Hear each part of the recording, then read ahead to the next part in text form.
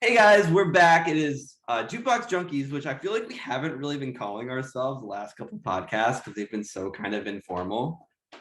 But we are back. We are here to talk about our best and worst list of the year and to bring you just kind of music conversation.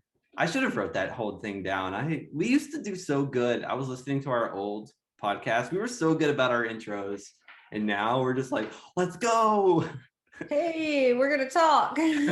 Anyway, so guys, one of these days we'll do more formal stuff again, but we're just kind of having fun with this. So, what's up, Chelsey?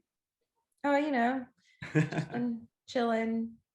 Yeah, I've been spending the morning watching rom-coms. So I'm in that kind of mood. I've been That's a good. alone. It's cold outside, you know. That's a good morning. I'm such a typical gay, I swear. But anyway, as I said, we are going to do our best and worst list of the year because this year music was really weird for me this year. So I listened, I feel like, to a lot less music than I normally do just because I don't know if you guys have listened to our last couple podcasts. I moved from South Carolina to San Francisco, which, if anyone's out of the country, that's basically as far away as I could possibly move. So it was a really big adjustment. And on top of that, I don't have my car here.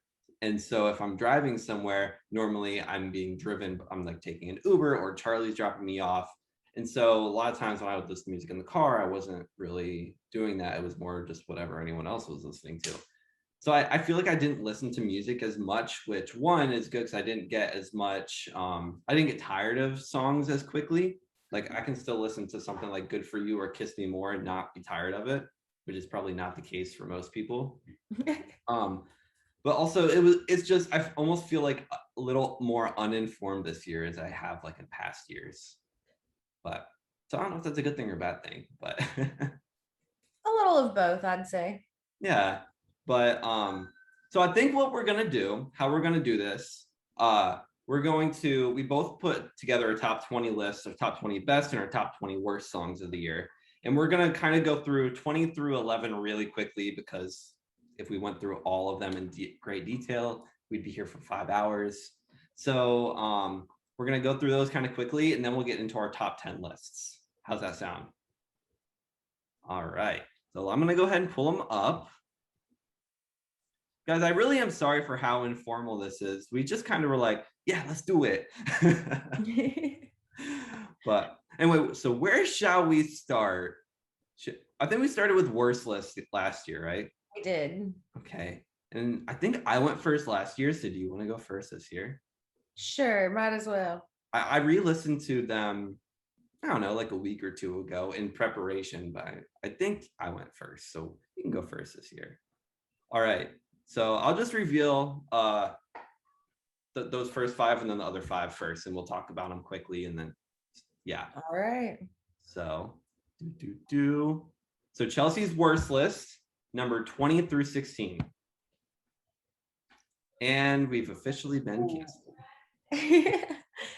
So, I Want to Be Your Slave, Måneskin, Butter, BTS, Save Your Tears, The Weeknd, Ariana Grande, Build a Bitch, Bella Porch. I don't even know how you say her name.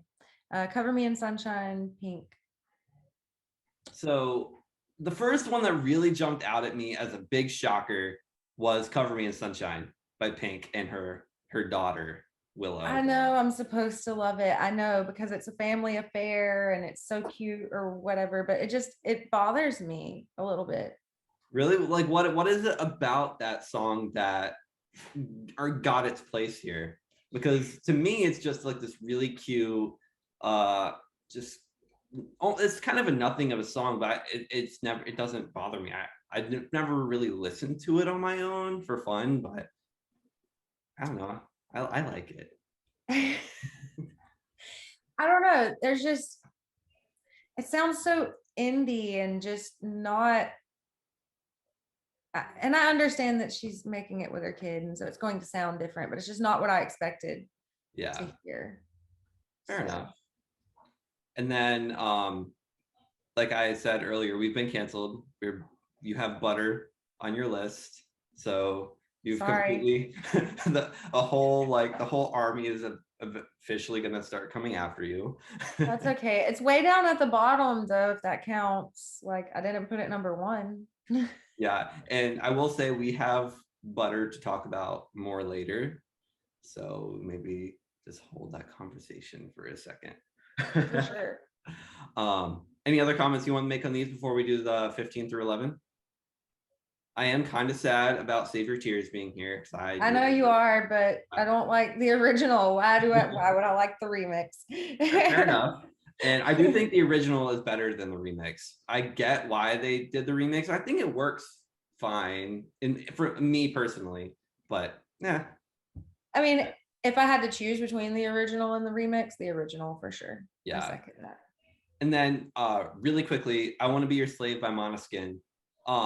So it's funny, like songs like Sexy Back by Justin Timberlake and I'm a Slave for You by Britney Spears, or like different songs that have used slavery in a with like a sexual connotation.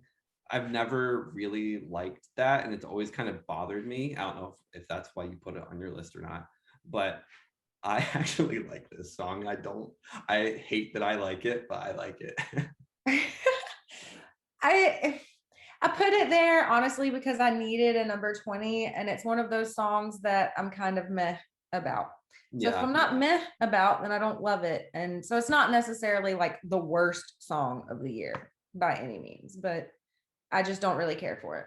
Yeah, I can definitely see that. All right, we'll go ahead and do 11 through 15. Woo-woo. Well, Streets, Doja Cat, Happier Than Ever, Billie Eilish, Wants and Needs, Drake, Lil Baby, Beautiful Mistakes, Maroon 5 and Megan Thee Stallion, and Praise God, Kanye West, and all those other dudes. You know, I gotta laugh when you said Praise God over, because so Kanye, like on his album, he didn't like officially credit the featured artist. It's just Kanye West. So and I don't like Kanye. I don't like Donda album. So I looked it up and it had Baby Keem on it. And we had just talked about like Baby Keem in our Grammy thing, and you were looking to see if you had any Baby Keem in your library because you didn't know who he was. So right. I just gotta laugh that you like inadvertently had him on your worst list. I just it just gets on my nerves, you know. Yeah. I don't know whether to believe Kanye or not, like anything he ever does ever. So yeah, there's that. Yeah, no, I completely agree. The song overall didn't bother me too much. It's definitely not for me. Like I said, I'm not a Kanye fan except for like a couple in his entire discography. But there's that opening, the intro to the song is what really kills it immediately for me. And yeah, so same.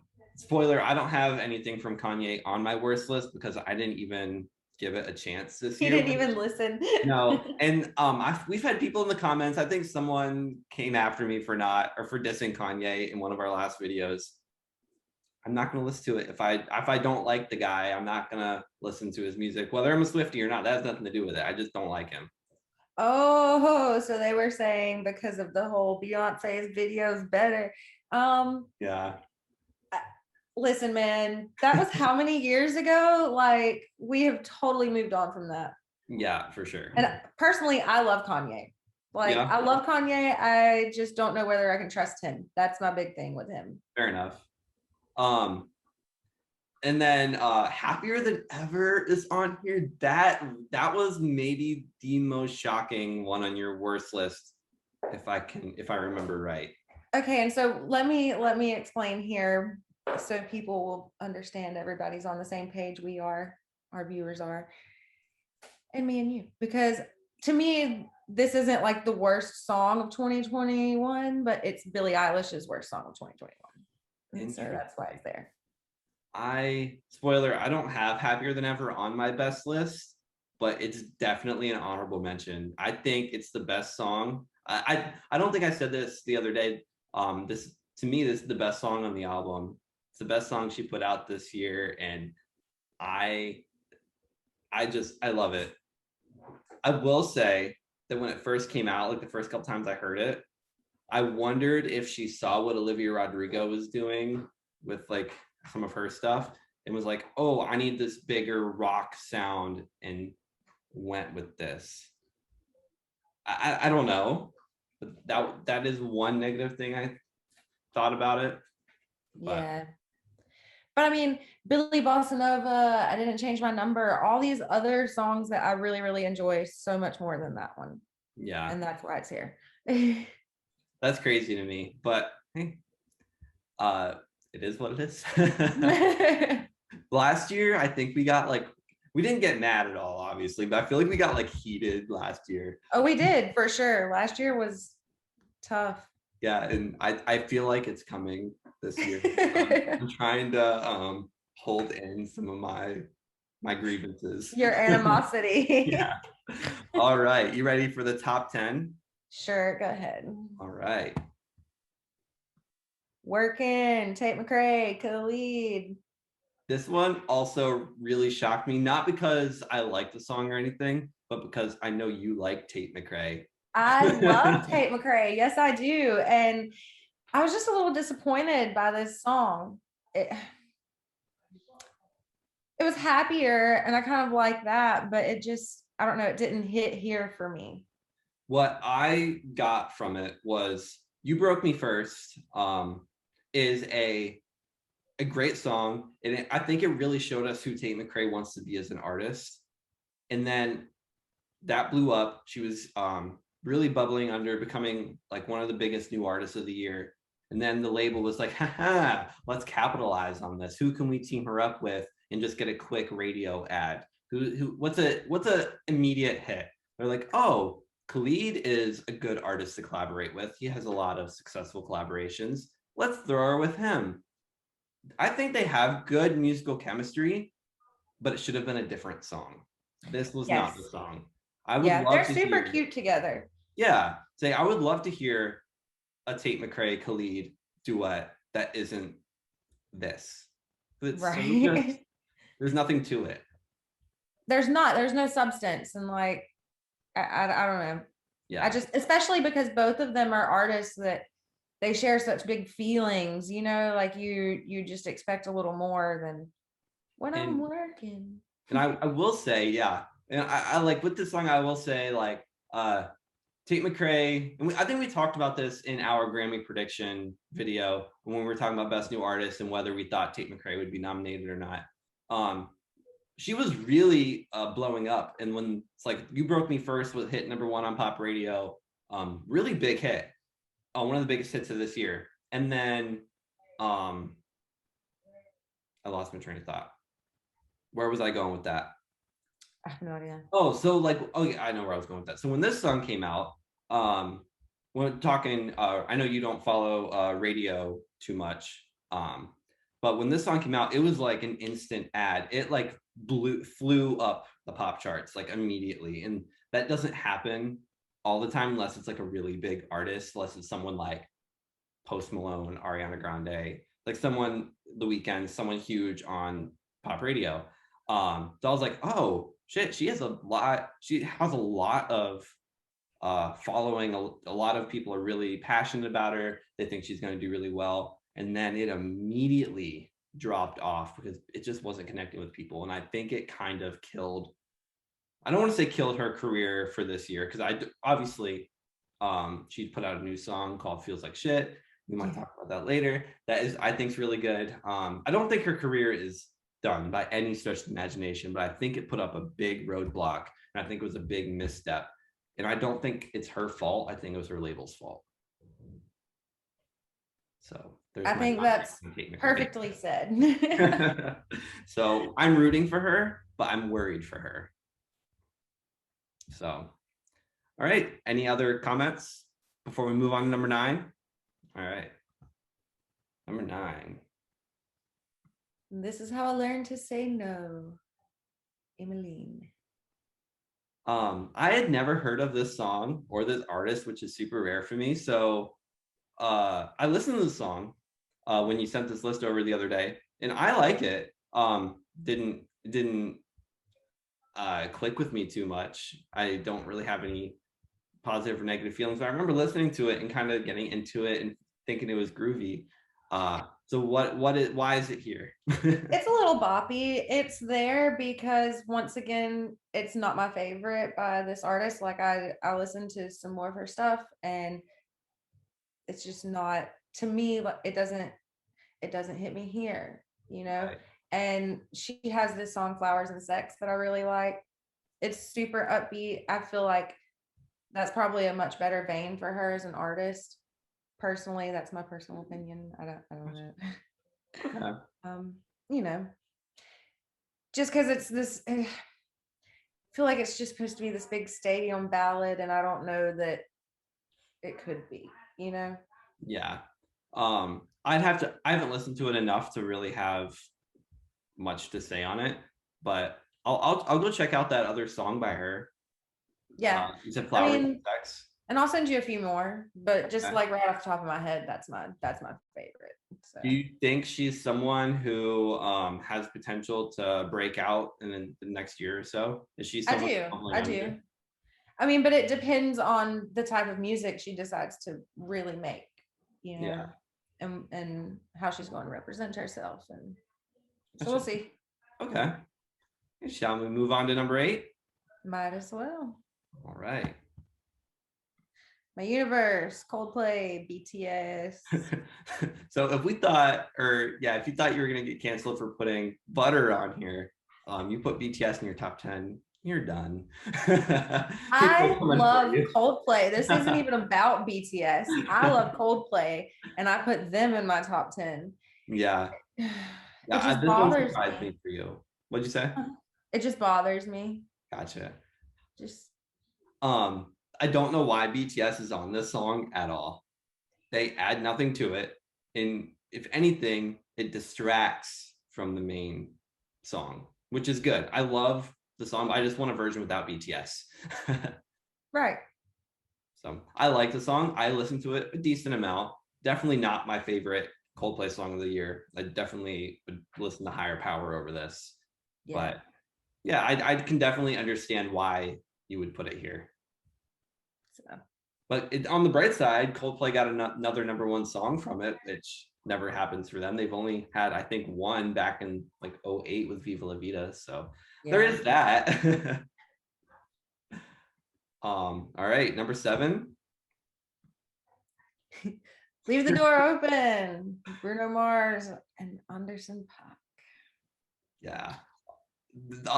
So a lot of critics, not that any critics watch this, probably no one's gonna watch this, but so many critics are gonna be shocked that you put Silk Sonic on your list, and I don't have them on my list, but I definitely agree that this is okay here.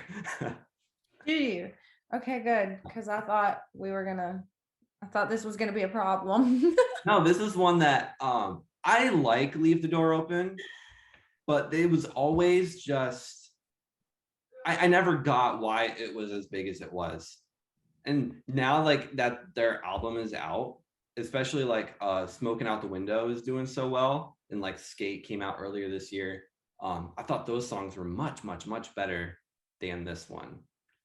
So yeah, I like it, but I don't love it. And I feel like with the Bruno Mars Anderson .Paak song, I should love it. So, right. yeah. Well, what is it for you? Why did you put it up here? I think I'm just ready to see Bruno by himself, and like all these collaborations and things just don't work for me. Like, can you just be Bruno again? Like, Yeah, it has been a long sing a time. ballad. Yeah, it's been a long time since we've got an actual Bruno Mars project. If you don't count the Silk Sonic project, which I assume is just one and done, I assume they'll just do this one album and then they'll go on their separate ways again. It's been since 2016 since Bruno released 24 Karat Magic. He released Finesse as the last single. That was the last single, right? The last single from that album, the remix with Cardi B, early 2017. So it's been a long time. It's been half a decade since we've got actual Bruno Mars. And I Right. agree. I want him back. I mean, so But so then I think the next question is, because I think this is the only place, spoiler for the other list, I think this is the only place Silk Sonic shows up anywhere. Do we think Bruno Mars is one of those artists, kind of how we talked about with like Demi and Miley, probably starting to see like the start of it with Taylor, maybe Ariana, where they're kind of being moved to the old generation and these newbies are coming up.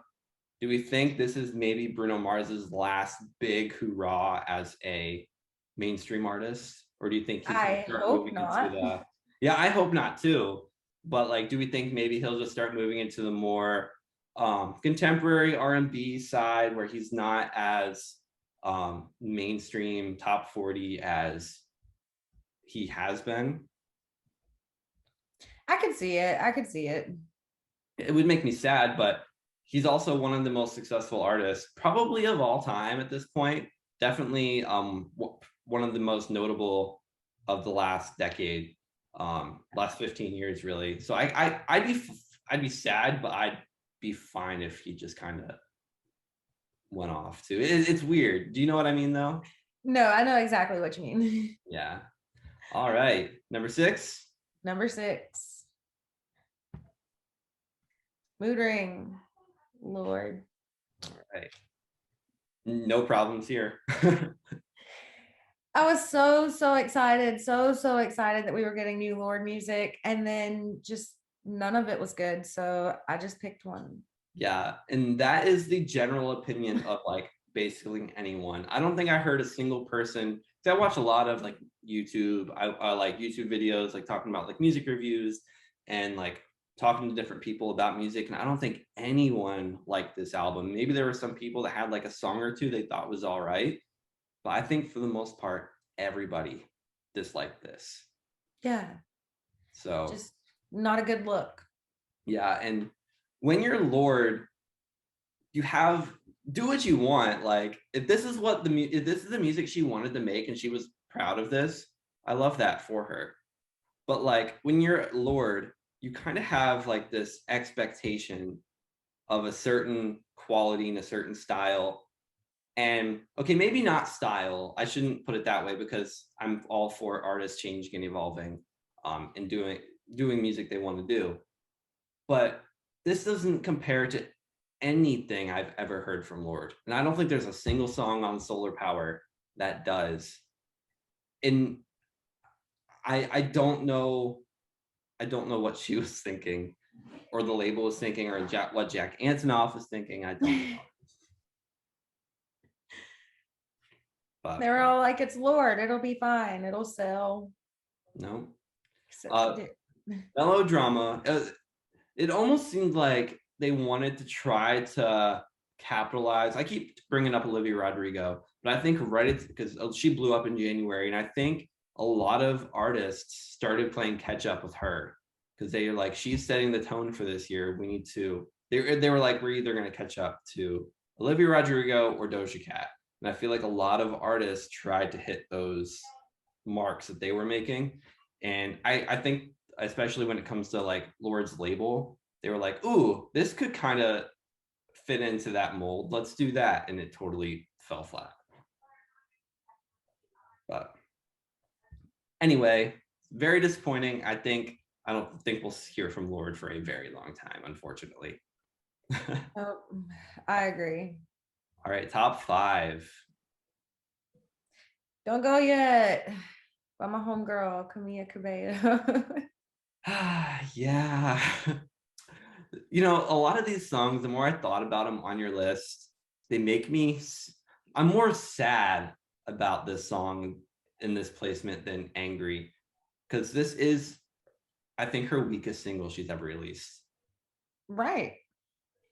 And if anyone knows me, I am like a diehard in love with Camila Cabello. I think she's an incredible human being, incredible artist. Been a fan of hers for 10 years since she was on the X Factor. This didn't do it. Oh my gosh, it has been like 10 years since she was on X Factor. Yeah, 2012 or 2013. So not quite 2013, 10 years, I thought. Yeah, I think they were actually formed in 2012. Oh. And I think I could have my years messed up. I think Miss Moving On came out in 2013. Yeah, because they were on tour with Demi Lovato. I went and seen them. Yeah. Went to see them. Listen to me. Country girl over here. But okay, yeah, I'm so really very worried about this. disappointing. Yeah, I'm really worried about Camila's album rollout because I think this was set up to be like the big single, the one that was gonna be the next, like Havana, the next My Oh My wasn't a lead single, but one of her biggest hits. But it was supposed to be that, and I think Camila and the label thought this was going to be that, and it just I don't know what it is about it. I think you know what I think really kills this song. It's the second verse when she's like doing that weird talk thing. I don't hate it, but I think it really rubbed people the wrong way because she has a very specific voice. And if she goes astray one time, I think it's going to turn a lot of people off. And I think that's what happened here. Yeah. But what's weird, or maybe not so weird, she announced her album, or what it was going to be called, The Familia. This was supposed to be the big lead single. Since this flopped, there's been nothing. There has been literally nothing. Exactly. And especially with Cinderella flopping also and not being good. And we've talked about that a little bit. I think maybe Camila and her team kind of took a step back and are like reevaluating their rollout because they have to know the romance rollout was really messy. Yes. And overall, I do like that album, but they did a horrible job. I don't blame this on Camila. I blame this on the label. They did a horrible job rolling it out, picking singles, and it killed it, I think, a lot. And it didn't set up the album. The album should have been a lot better and a lot more successful than it was. Yeah. And it could have been if they chose, I don't know, My Oh My as the lead single instead of Liar and Shameless, which were fine songs, but they weren't single songs. Like Cry For Me could have been a good single. Right. There was is it Bad Kind of Butterflies? I think that's what it was. That would have been a good single. But anyway, so Camila just has a problem. I don't know if it's her or the label, but they just don't know how to roll out her music. And I think they're struggling right now. I agree. But anyway, all right. Number 4.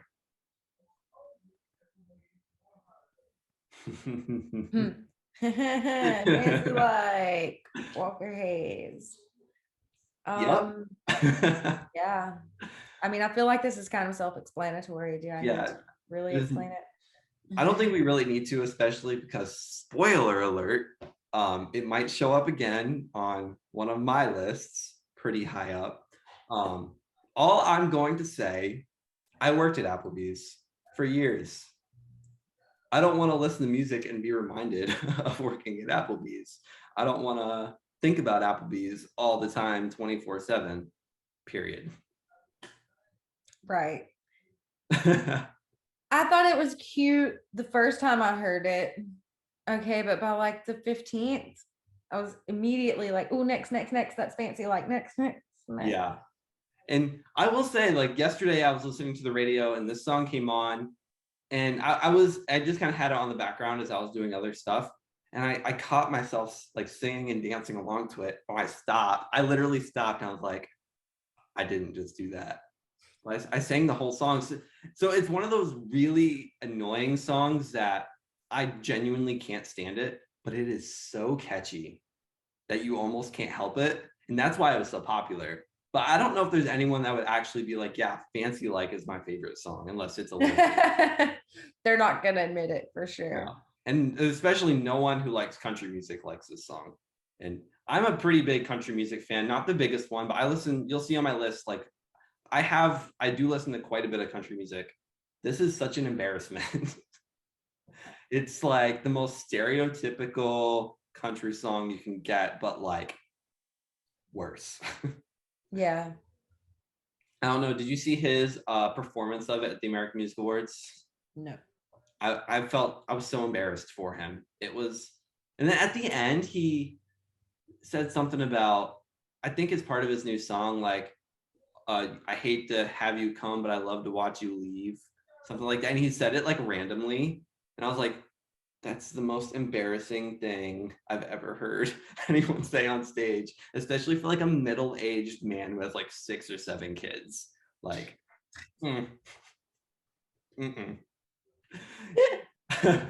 but anyway, more on Walker Hayes later. All right, number 3. My ex's best friend, Machine Gun Kelly and Black Bear.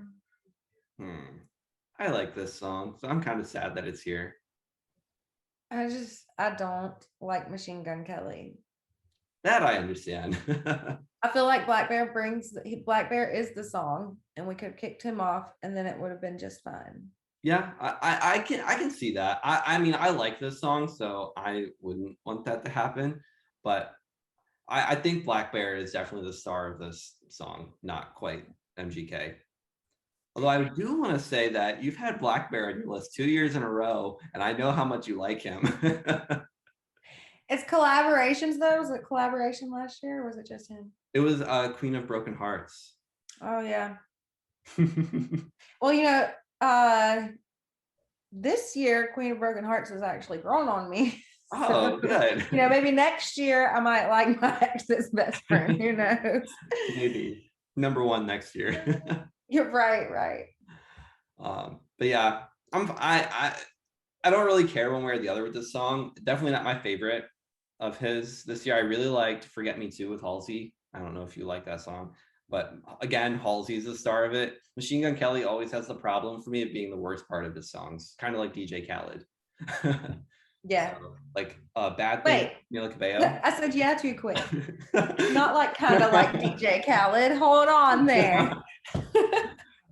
But anyway, like Bad Things with Camila Cabello, she was the star of that song. She ran away with it. He was just kind of there.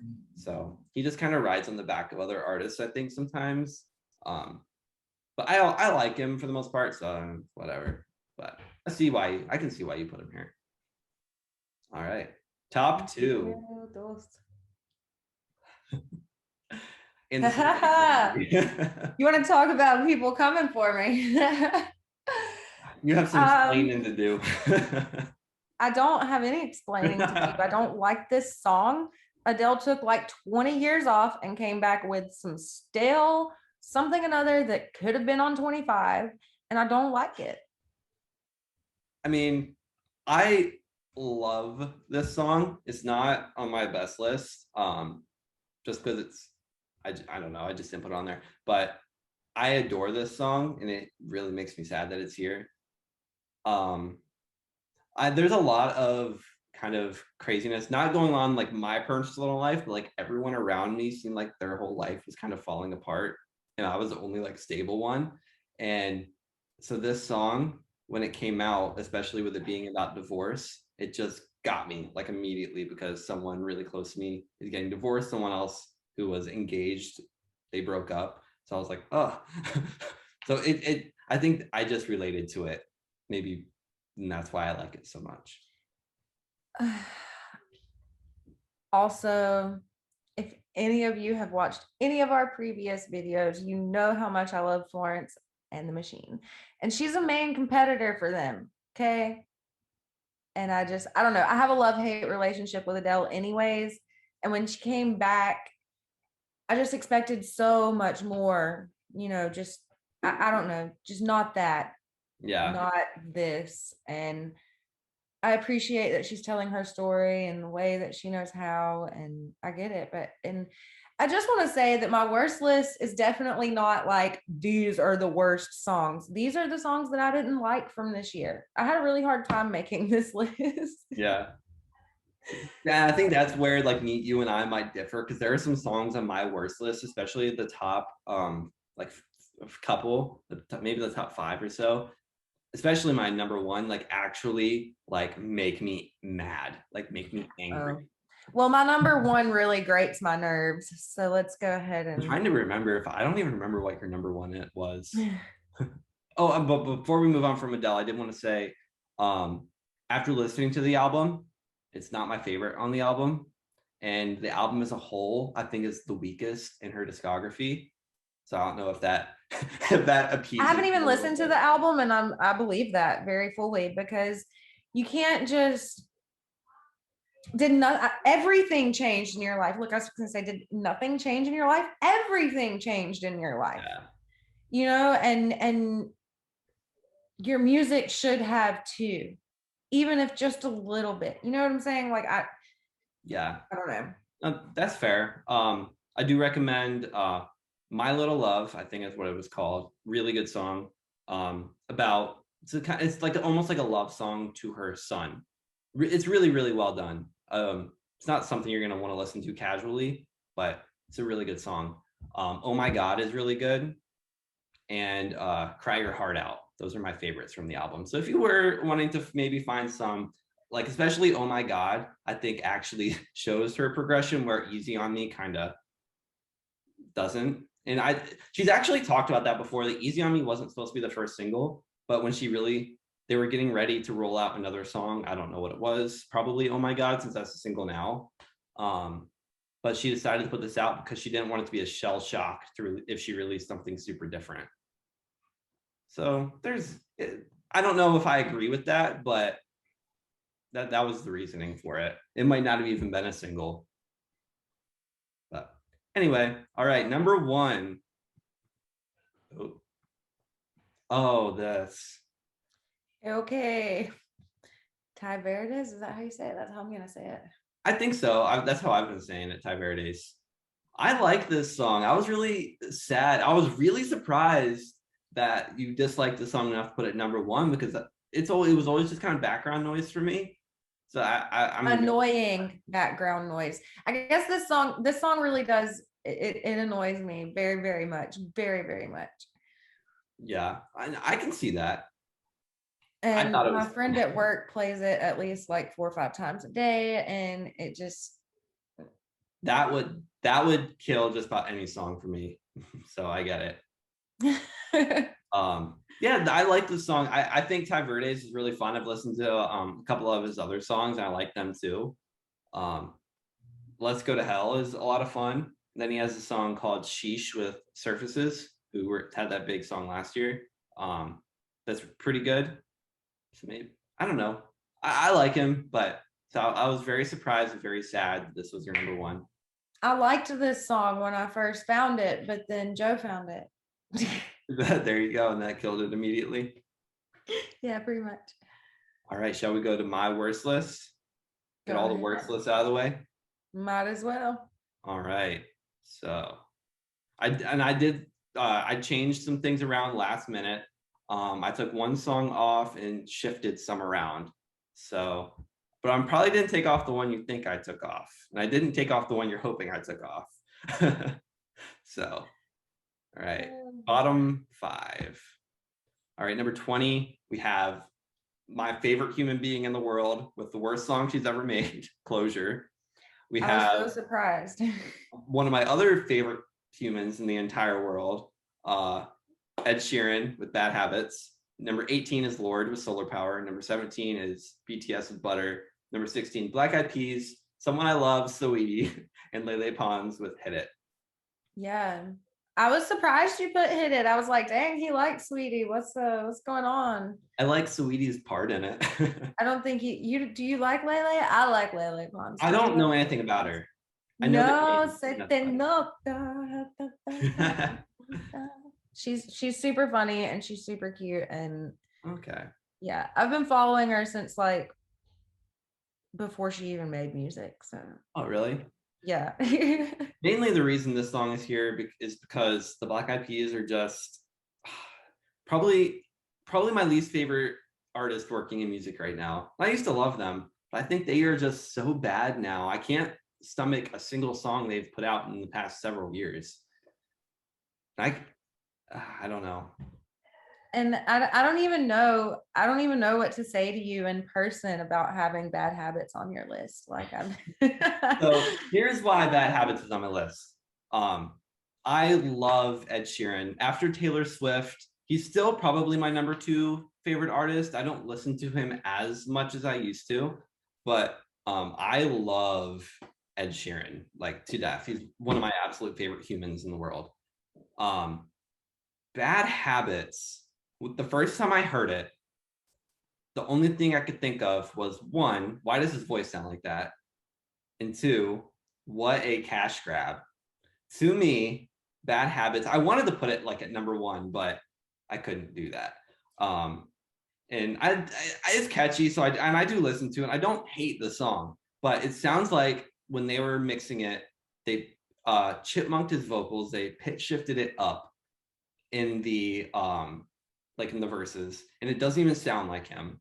And then I was listening to a what's it called? A interview with Apple Music. Well, what's the guy who does all those? Zane Lowe. Yeah, Zane Lowe.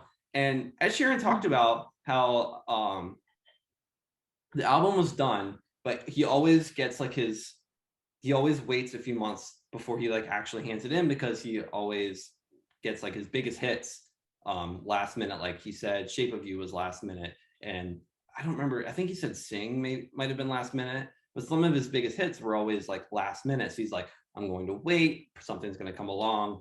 Then he was with a friend who was really into, I think he said some sort of dance music, but it wasn't dance specific. It was like a subgenre of it. I don't remember what it was, but they made this song together, and Ed put it out because he said he knew radio would love it and that it was just going to be a good hit. And that made me dislike it more because I feel like he compromised his artistry for a hit.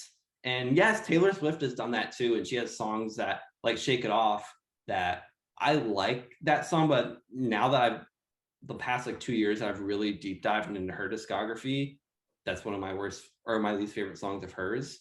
And I feel like this is Ed Sheeran's Shake It Off. There's nothing wrong with the man having a commercial hit. There's nothing wrong with that. Especially, look, when you said he made it with his friend, he grew up raving in London. Like, of course. Like, what do you mean? I guess I listen to just about anything that he's featured on, and one of my favorites is it's like London Town or something, or that's his collaboration album. Taking Back to London. Yeah. In London Town, yeah. And this his vocals and Bad Habits remind me of that song. Interesting. It's not too far off from that, and there's nothing wrong with him having a pop hit. There's nothing wrong with that. The man deserves it this far into his career. Why not? You can't even hear the guitar. Who cares? Me. It's not always about the guitar. But anyway, I feel like I should talk about Taylor Swift for just a second, and then we'll move on, because I don't want to get in these too much, but I knew this group right here was gonna cause some problems. Anyone who's ever watched this podcast, anyone that knows me knows that I am like the biggest Swiftie there is. Like, I will defend her until the end of time. I think she is like the greatest person to ever walk the earth. Like, I adore her. Listening to Evermore the very first time, I was like, this song's amazing, this song's amazing, this song's amazing, this song's amazing. Throughout the whole album, it's not my favorite album of hers. It's like mid-tier Taylor Swift album for me personally. Closure, I don't know why it happened. The intro, the whole like, I don't even know what that's called, like the clanking sound that happens doesn't work. And then it gets into a piano ballad, which sounds good. The piano and her vocals and the lyrics are great. That clanking throughout the whole thing, it doesn't even go away. They keep it hidden in the mix the whole time. And it's so distracting, and it sounds so bad. So I just still can't believe Taylor was on your worst list. So. Yeah. Me either. She wasn't initially. And then I was like, oh, this song. I have her entire discography on my favorites playlist. I took this one off. So yeah, and she has some not so great songs in her catalog, and I still will defend them and listen to them all the time. This one I will not. Anyway, that's just a quick Taylor. We will talk a lot more about you later, and I will you'll appreciate me more in a minute. But anyway, all right. We have 15 Pooh Shiesty and Lil Durk, Back in Blood. We have 14 Imagine Dragons, Cutthroat. 13 Migos, Straightening. 12 Duncan Lawrence, Arcade, and 11 Ed Sheeran, Afterglow. See, you thought the first 5 were the ones that were gonna cause problems. These 5 were the ones that cause problems with us. I'm kidding. I love Straightening. I love Amigos. I feel like I've said that on our podcast 1,000 times. So yeah, I knew you were not going to be thrilled. I also like Arcade. I've never known what it is about that song. Arcade, it shouldn't bother me as much as it does. There's literally nothing wrong with it. I just don't like it for no reason. I agree with Afterglow being there though. So I hate that I have Ed Sheeran on here twice. But hey, when someone like Ed Sheeran puts out music that I don't think is what he could do, like as good as he could do, I'm gonna call him out on it. So right. There you go. You call out Ed Sheeran, I'll call out Adele. Same thing. That's fine.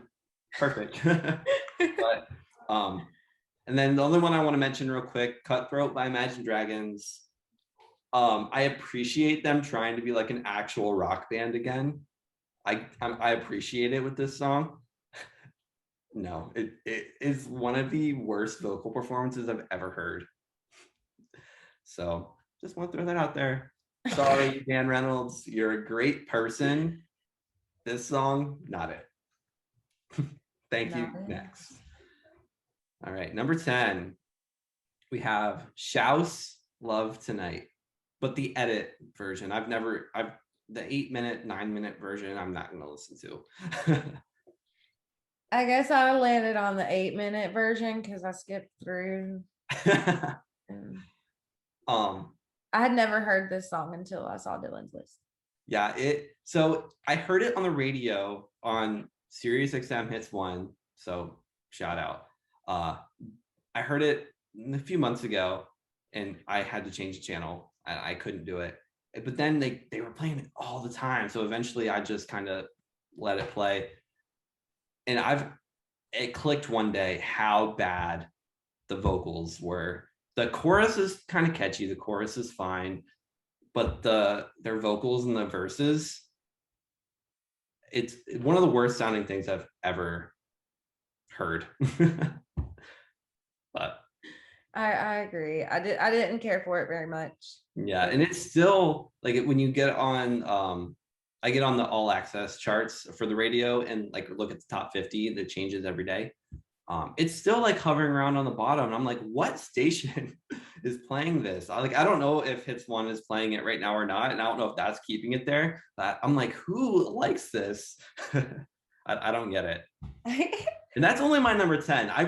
There were some songs I genuinely hated this year. Just fair warning to everyone listening, the top 10 is rough. Okay, I think this is the one you're going to be upset about. It might not be, but I think it is. The one I changed. Yes, it is. I'm sorry. What?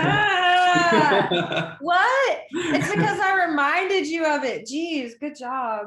I was re-listening to it yesterday and today in preparation for this. So spoiler alert, it may show up on one of Chelsey's lists. I love Cardi B. This is, again, this is worse than Press.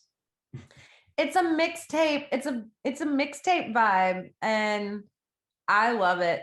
I love it. One of my favorite Cardi B songs is from one of her mixtapes. So I don't know. Yeah, I do like how raw it is. Like I appreciate it, but I know this was also like a last minute. DJ Khaled was about to release the album like the day before, changed the track list and put this on it. So I can't help but think this was so last minute, and you can hear how undercooked it is to me personally. Nothing wrong with a good mixtape song. Yeah, and that's not my genre. It's not my thing. I'm not as big into as heavy hip hop like that. So yeah, it had to be here. It is awful to me. Sorry. In Dylan's opinion. But speaking of awful, Oh, yeah. My least favorite artist of the year, Drake. Uh, I don't have to explain this one at all. I think everyone will understand how it ends up on a worst list. Future interpolating I'm Too Sexy. Why? When Taylor Swift did it on Look What You Made Me Do, at least it worked. At least it wasn't obvious and it was fun. I know a lot of people hate that song. I love it. But this, I don't have to say anymore. So that's it. It's a wrap. That's it. All right, number 7. Again, Not a surprise. yeah. And especially, I love Megan Thee Stallion. And until July, I loved DaBaby. I can't stand the guy now, obviously, for obvious reasons that we don't have to get into. I just want to have a serious conversation with whoever thought it was a good idea to use baby crying sounds as the bass for a sex song. You're right. I think Megan and DaBaby sound good in this song, but it's the instrumental that earns its place here. And especially from a super solid album like Good News, this is so bad. And the fact that this was a popular, like one of the biggest singles from it, even hurts even more when like Don't Rock Me to Sleep was right there. But that's another conversation. Anyway, I digress. Number 6. I don't know how to say her name. Fauché. I know she's like an R&B hip hop artist kind of thing. Deep End. I love this song. Really? Yeah. But have you heard that chorus? You still Yeah. like it? I like it. It's just easy listening, dude. It's easy listening. I Oh. thoroughly enjoy it. Oh, it's angry listening. No. It just grates all my nerves. The verses are fine. It's the chorus that really gets me. I mean, the verses aren't fine. I shouldn't say they're fine. They're bad, but it's the chorus that earns its place here. I'm really shocked you like this, although we have such opposite tastes that the also should not be surprised. But anyway, all right, top 5. We knew it'd be here. Hey. I wanted to put it higher, but like I said earlier, I do catch myself accidentally jamming to it, so it couldn't be super high, but it had to be here. Especially hearing it in commercials every 5 seconds for Applebee's, Right. which I finally got out of the restaurant business. And I'm reminded every 5 seconds at night when I'm trying to relax or when I'm trying to do my favorite thing and listen to music. That you forgot table 55's ranch. Oh my God, probably. And I'm just happy. The only plus side is that for the most part, I quit at Applebee's when the song was taking off because I knew they were doing like a whole ass campaign with this song at the restaurants. They brought back the Oreo shakes, which were actually taken off our menu like 2 years ago. They brought them back just for this song, and there were things about Walker Hayes on the tables, like little biographies, and like Wow. he was being thrown in my face. And I hate to say this, but it's kind of like a big part of why I decided to quit and left and did something else. Was this song. Not the only reason, obviously. I'm not that. I do make some rash decisions really quickly, but that's not the only reason. But it definitely did not help. Right. They were having a store-wide, like a district-wide contest for whatever store could make the best video to this song, the dance. I was not about it. No, I'm good. Thanks. But anyway, Walker Hayes. I never say this about artists. I've listened to several of your other songs. Listen to AA, listen to You Girl, listen to She Broke Up With Me. I don't recommend any of them. You were one artist I can genuinely see I never want to hear from again. Listened to none of your songs because I didn't like this one. If I want to listen to music like this, I'm going to listen to Sam Hunt, who actually kind of does this genre well, for the most part. But anyway, okay, number 4. I'm so big mad about this one. Really? This is You like this? I love this song. But it's like the instrumental is a different song than the vocals. They don't even line up. It's like I'm listening to two songs at one time. I I can't. I've never been able to make it all the way through this song. Really? I mean, I probably have, like if it came on the radio or if it was like background noise, but like actively listening, I can't do it. It annoys me that much. I don't know. I guess maybe like the man wrote the song for his wife, dude. I like it. I don't even know what it's about. The lyrics, not a clue. Didn't get that far. She was gonna leave him. They were gonna get divorced. And I thought they did get divorced. did they get divorced? No, I think they got divorced and maybe back together. Or is that Jason Aldean? I don't know. I don't know. I thought they were on their way to divorce, but they worked things out, and then this song was the story of it. I have no idea. That's interesting if it is. I don't, maybe I'll go read the lyrics so I don't have to listen to it.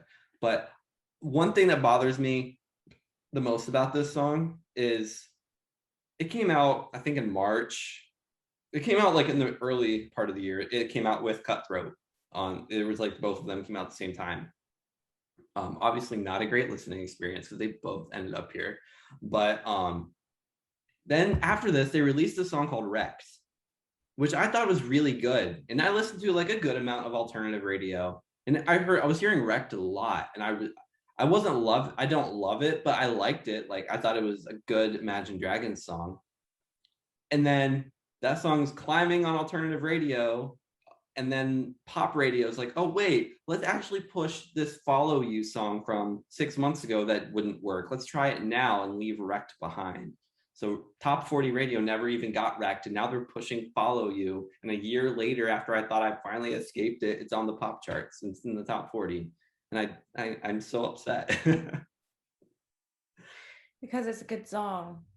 If you say so. Anyway, top 3. I had never saw or heard of this song. Scene. English is hard. So but I listened to it and it's awful. Okay, thank you. That's all I needed. It was so popular on the radio. It did so well. It did better than the original by Corinne Bailey Rae. No way. Yeah, it was more popular. With all the auto tune and the yeah, people preferred this over the original. And the original is a masterpiece. Like for sure. No doubt about it. One of my favorite songs of my childhood. And then this comes along by Rit Momney, which I already hated this song before I even heard it because of his name. Yeah. And then like the song, like the whole, I don't know even how to describe what this is. It's not pop, it's not alternative, it's not dance, it's just its own weird thing that does not work. Agreed. I thought this was gonna be my number one all year until I was putting this list together. One that my number one, once it came out, I knew it was gonna be number one. But I thought all year this would be number one. But anyway. Pretty close. Number 2, Black Eyed Peas and Shakira, Girl Like Me. Okay, Sorry. So I don't love this song, but I won't change it if it comes on. I will. And I'll probably have a whole spiel about why it's so bad to whoever's in the room. But the weird part is the Black Eyed Peas actually are not the worst part of this song. To me, it's Shakira, who is a great artist. And I don't know what she was thinking on this song. She's never sounded this bad, ever. And you know, it's bad. I was trying to re-listen to some of these songs I haven't listened to in a long time to refresh my memory for this podcast. I didn't re-listen to this one. So it's like, I know how much I hated it, but aside from knowing Shakira sucked on it, I don't remember why I hated it. I just knew it was supposed to be here. You just knew it belonged. Yeah. Anyway, I'm not sure if anyone's ready for the amount of rage that's about to come out of me for my number one. So just a warning, it's about to get real. And It is Drake and Lil Baby, Girls Want Girls. Before I go off, what do you think of this song? this song is really, really gross, in my opinion. I just like all the way around. Yeah. So I've been really trying to think of the best way to articulate my problems with this song. Because I have no problem with the sex jam. I have no problem with the sound of the song. Like just musically, it sounds fine. Like it's not like the best listening experience, but the lyrics. You can't, I don't know how to articulate this the best way. I'm gay, openly gay. I've been out for a long time. Nothing makes me more mad than a straight person using or fetishizing gay relationships, specifically straight men fetishizing lesbian relationships for their own like sexual pleasure. And who the hell does Drake think he is to be? Does he really think he's such hot shit that he's gonna go into this? I don't even remember if the setting of the song was in a gay bar or not, but does he think he's gonna go up to this woman, start hitting on her, which is fine. You can, if you're in a bar, you hit on people. It's kind of what you do. She says that she's a lesbian, she's not interested. And he goes, yeah, I'm a lesbian too. Like, who does he think he is? Like, is he that magical that he's gonna change someone's sexuality? Newsflash, that's not how it works. I don't want to go on too long about this song because it really just makes me that mad. But not only is this the worst song to come out of the last several years, including anything 6ix9ine put out.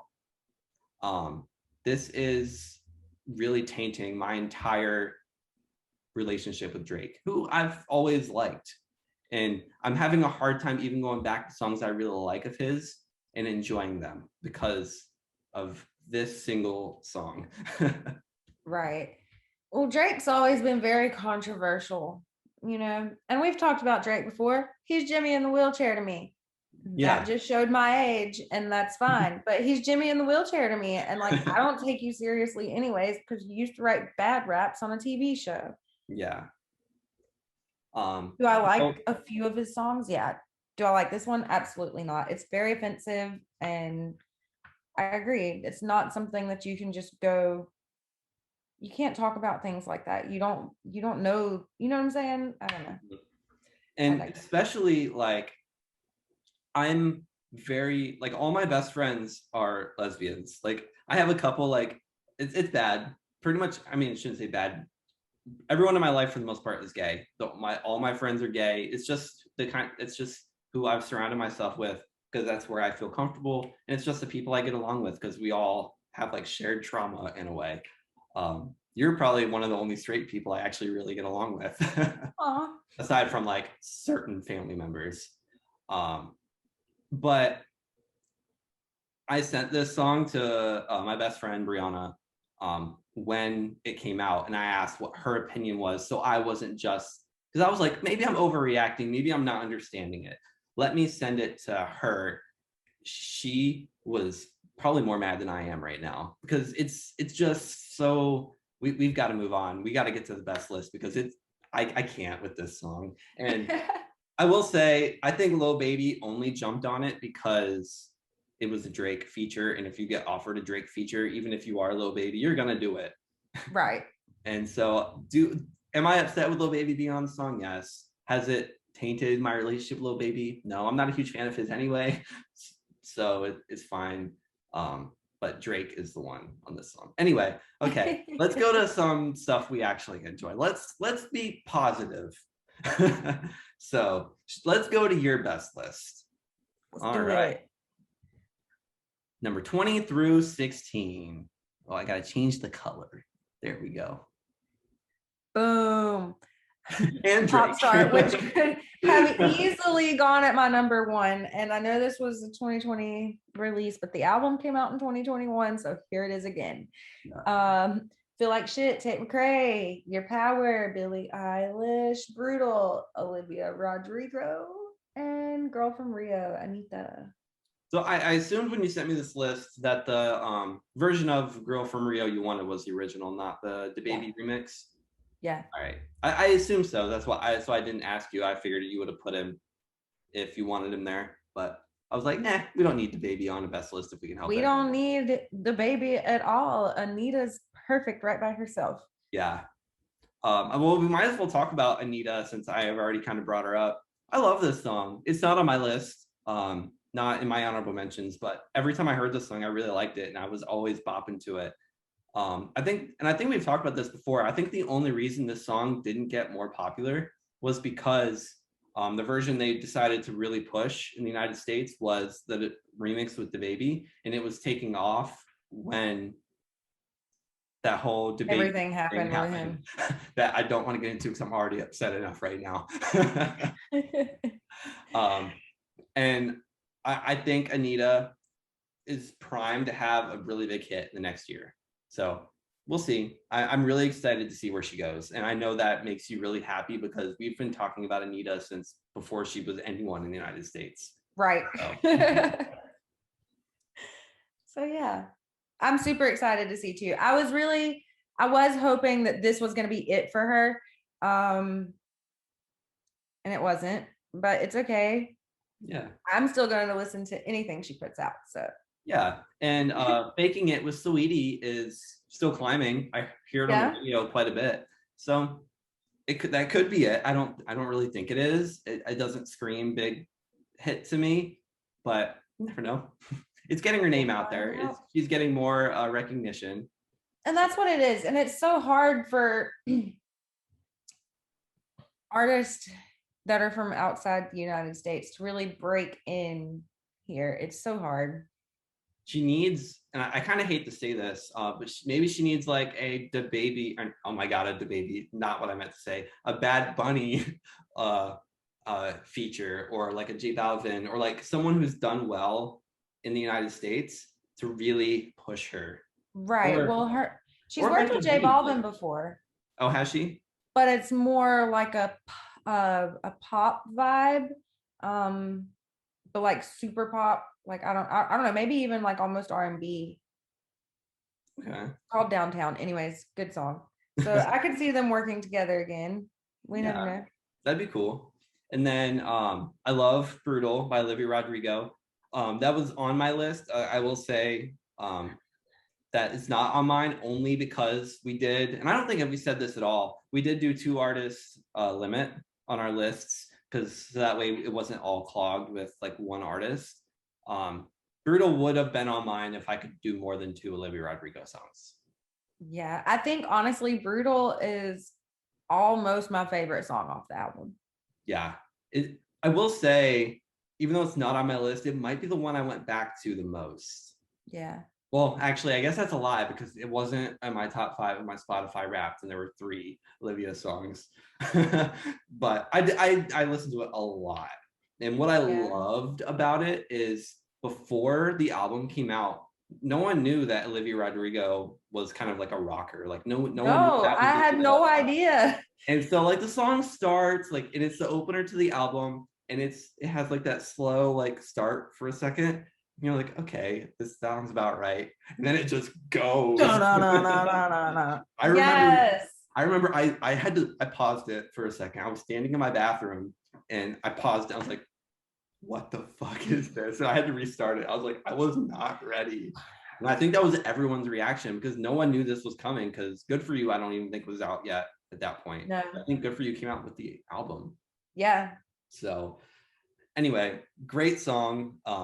Also, I love all of these so far. So I genuinely like all these songs. So yeah. So let's go. Oh, I missed the button. There we go. Todo de ti. Raul Alejandro. What you know about love? Pop Smoke.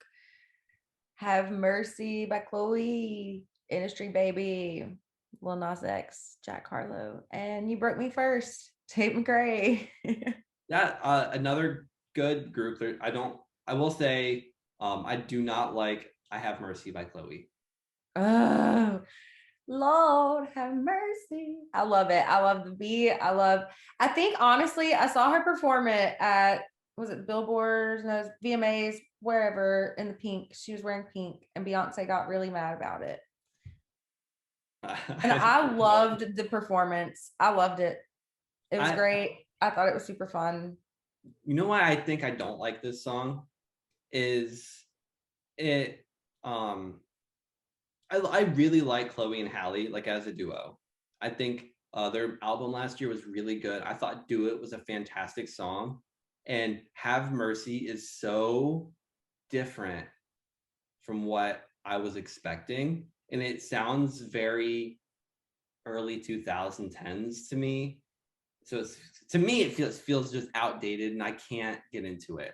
I don't hate it. Actually, it was on my worst list at one point, and I took it off before I sent it to you. Yeah, I'm glad. But I don't know. It's not for me, but I do appreciate it more than I like it. It just makes me happy, you know? Yeah, I get that. The rest of these songs you have in this group make me happy. I love the rest of these. Yeah. And what's really good about this year is you and I have very different best lists. So I feel like last year we had quite a bit of crossover. This year we don't really. We only have a couple songs through all four of our lists that are crossing over. Right. And I love that you have Pop Smoke on here, because I remember last year I was talking about Pop Smoke. I was all excited about him, really liking. You're like, I don't know who that is. So I'm really happy that you've embraced Pop Smoke. Yes, I did. And then Industry Baby is a fantastic song too. Not my favorite Lil Nas X song of this year, but I also really like it, and I appreciate Lil Nas X. We'll get into Lil Nas X maybe a little more later. Great song. I like Jack Harlow. Mm-hmm. Jack Harlow was a lot of fun. I can't wait. I don't think, does he have a full album out?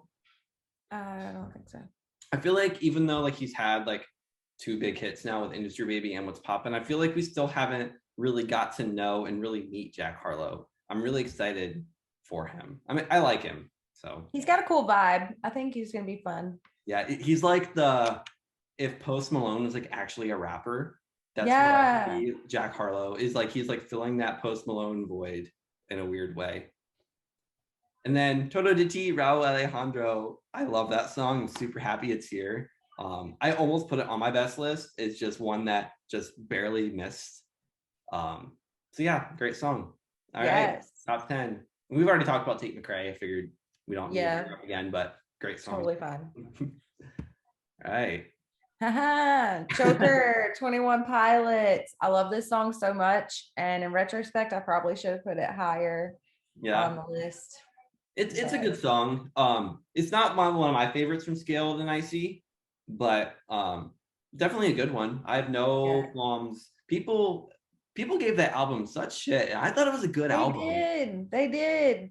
I loved it. I thought it was a great album, but yeah, I guess. And I don't know. I'm really sad that none of the songs like really stuck. I'm really sad that it wasn't a big success for them, because it should have been, in my opinion. It really should have. I agree. But anyway, number 9. Yeah. All right. Met him last night. Demi Lovato, Ariana Grande. Okay. This was my 3rd most listened to album of the year. Really? That doesn't surprise me. Do you want to know what number 2 was? What? Khaled. And then was number 1, let me guess, Sour? Yeah. I don't know if I know what my most played album was. Probably Evermore, or actually it was probably Sour, to be honest. I don't know if it was Fearless, Taylor's version. If it wasn't Evermore, it was probably Sour. But Yeah. anyway, we're not talking. We So got to talk about I just Demi. love the two of them on this song together. Like they could do a whole album together and it could be terrible and I would still listen to it. Ariana Grande on this track is really incredible to me. She harmonizes in a way that I don't feel like I've ever really heard her do. She gets these real like chest notes that she's not really known for. You know, she's a whistle tone girl. You know what I'm saying? And to hear her singing in this chest voice, that it's like, what? So yeah, I was really surprised with how well they sound together because they're both considered some of the best vocalists, not only of today, but of all time in music. So I was but in a weird way, I was really skeptical about that because they are such both big presences that I thought it'd almost be like a sing off, and I didn't want that. And I think we've talked about before, I'm not always a huge fan of collaborations for that reason. Like Sam Smith last year with Demi Lovato did not work. And there's been some other, like right now, Post Malone and The Weeknd have a song out together that should be like the biggest thing in the world, and it's not. And I think sometimes artists distract from each other and pull away from the song. This does not do that. I think this does exactly what it's supposed to do. It's not my favorite from the album because it is a fantastic album. We've talked at length about this album, and we'll talk about Demi more a few times. So but yeah, I personally, it's Ari on here for me. That's what makes it. Her verse I especially love. So yeah. All right. Also, I do know there was a music video filmed for this that was never released, and it's really weird. I think I've told you a little bit about the problem with Island Records and the record label, and I think they just totally fucked up everything Demi Lovato and Shawn Mendes this year. It really makes me sad. But anyway, all right. Bop, Mask Wolf. This one's just here because I like it. It makes me happy in the morning when I'm drinking my coffee. I like put some bop in it. Ooh, you listen to this when you drink coffee? We listen to like I don't even know, like Casey Musgraves to wake up. Something no. I need something very upbeat. I need a high tempo. if it has any kind of hip hop beat in the morning, Charlie's like, no, it's too early for that. He's like, can we listen to like Tanya Tucker, like something? Yeah. But yeah, I listened. I had never heard this before. I'd only ever heard, well, technically 3 Masked Wolf songs before this. This was not one of them. I thought it was fine. It was fun. I definitely see the appeal. Not for me, again, but I get it. I like it. I'm not the biggest. It's not one of those songs that necessarily has a point. Yeah, just supposed to be literally a bop. Yeah, for sure. And it was a bop. All right, number 7. Transparent Soul, Willow and Travis Barker. I was really surprised you didn't put Meet Me at Our Spot on here. Oh, spoiler alert for the top 6, but I thought that would be your Willow pick. This one I was pleasantly surprised. I like this one much more. Yeah. Yeah. Like a lot. So I love what Willow's done this year. I love that we have Willow and Billie Eilish and Olivia Rodrigo and even like Avril Lavigne released a new song. And we finally have like these ladies bringing back pop punk. And I love like the pop punk revival we're in the middle of right now. I am here for it. So yeah, and it was not where I would have predicted music to be going a couple years ago. No, not at all. But I know you don't like Happier Than Ever, but like that's like a rock song. And then you have Good For You and Brutal that are rock songs. You have this, Meet Me at Our Spot, and it's so exciting. Sorry guys, my laptop was just about dead. I had to jump off and plug it in real quick. My bad. I've just had a habit of doing that lately. Lately, we can't get through a podcast without me, my laptop dying or an explosion going on outside of Chelsey's house.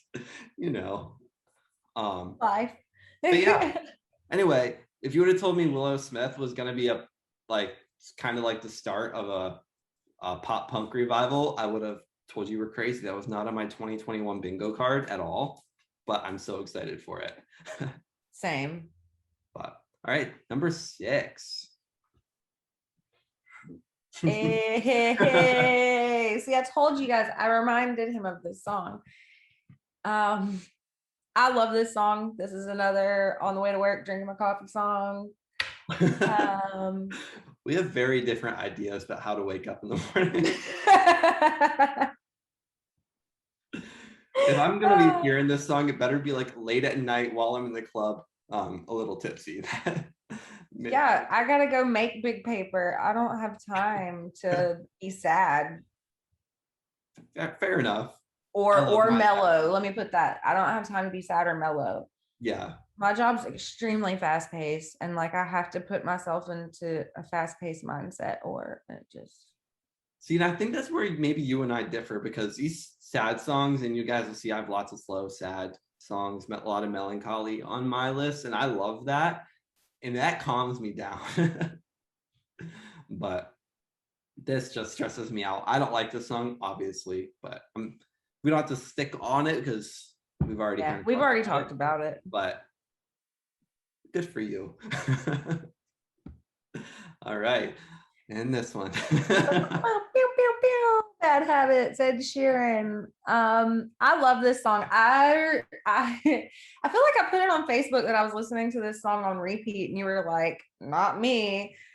And I was super surprised by that. And we've already had a whole discussion, but here it is, and I love it. Yeah. Yeah. Not it. Four and three. Hold on. Operator error. There we go. Number 4, Deja Vu, Olivia Rodrigo. See, I probably should have put this one up higher because it was actually my number 2, like for real, most listened to song of the year. Yeah. And behind, like, it's Deja Vu and Brutal. That's my top 2 songs from the album, period. Yeah. Yeah, I'm fine with that. It's something with me, I've always really liked Deja Vu, but I think it's like towards the bottom for me on the album. And I don't know why. I just literally never go back to it. Oh, dude, there's just something about it that I think it's the bridge, man. I think it's the bridge, and I don't know. There's just something about it that I really connect to and I really love. And I love the video. Actually, you know what? I need to make a mental note of that, but I love the video. And I don't watch music videos, and I don't know. It's just a really good song. Yeah. I thought it was a great follow-up to Driver's License. It's just good. Yeah. And I do agree it was a good single. And I mean, I do really like this song. It does sample Cruel Summer by Taylor Swift, and Taylor has writing credit on the song. So does St. Vincent. So that's really, I've always thought that was really cool. Because Cruel Summer is, I don't know if you know that song. It's one of Taylor's, not only like one of my personal favorites, but one of her like overall fan favorite songs, like seen as one of her best. And Olivia. So when the first time Olivia really got noticed outside of like High School Musical and like the Disney Channel as a whole was when she posted a cover of Cruel Summer on Instagram like a year ago, maybe a little more than a year ago. And Taylor commented and shared it and stuff. And that's and that's when Olivia Rodrigo really got noticed. So It's almost like a full circle moment for this song to be her second big hit. It's just really cool. I love the narrative. I wanted to share that little anecdote. But top 3. Without You, Kid Laroi, Miley Cyrus. So do you prefer the remix over the original? Yes. No, not me. I'm not a fan of this remix. I love the original. I don't like Miley on it. I like Miley on it. I love Miley, and I don't know. I think without her, the song just isn't the same. Yeah, it isn't. It's in my opinion, it's a lot worse. But yeah, no, this song is actually like, if we're just talking about the song in general, whether the original or the remix, I genuinely love this song. It probably should have been on my best list. It's not. Definitely. Is it? Was it? No, I don't think it was. Is it? I don't even remember now. But anyway, Yeah, great song, great pick, and not the Miley Cyrus I thought you would have on here. I'm surprised there wasn't any Plastic Heart anything on here. Yeah, I don't know. I had so many other good songs that Yeah, if there was going to be anything else, it would be Nothing Else Matters with her and Metallica. So it still wouldn't be Plastic Heart. yeah. Well, no, then that's the one I expected to be here. Metallica or Prisoner. I was just very surprised, but all right. Easy. Demi Lovato, Noah Cyrus. Yeah, so lots of love for the Cyrus family in this top. Yeah, for sure. Spoiler alert, number one is a song by Billy Ray Cyrus. Old Town Road solo version, Billy Ray Cyrus solo version. But yeah, this is one of the best duets I've ever heard. Period. I don't have anything else to say about it. I mean, really, it's self-explanatory. Like if you haven't heard the song, go listen. That's all I know to say. And where has Noah been this year? She didn't release anything.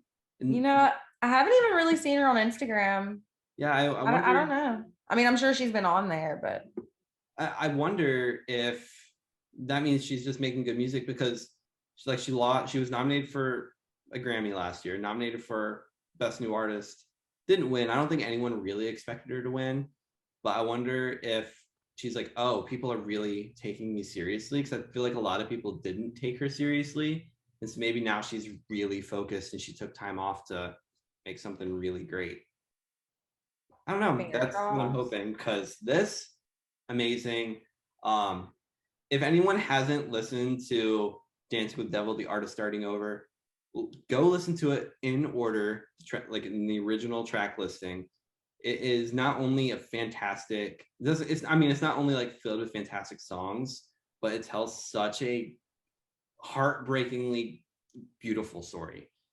for sure. So that's all I have to say about it. I was so happy with this choice, and I hate that I kind of forgot about this song. So the only reason it's not going to be on my list is because I haven't listened to it in so long. But anyway, you ready for number one? Ready. Boom. Boom. Up. Cardi B. Hey. This is the kind of Cardi I love. This was like actually my number one most listened to song of the year, so I couldn't not put it at number one. Yeah, that is fair enough. No qualms for me. This song could have easily been towards the top for me. It's not. I don't really know why I didn't put it on my list, actually, but it's amazing. Cardi, when she's on it, she is on it, and right. I cannot wait for that album. I don't know where it is.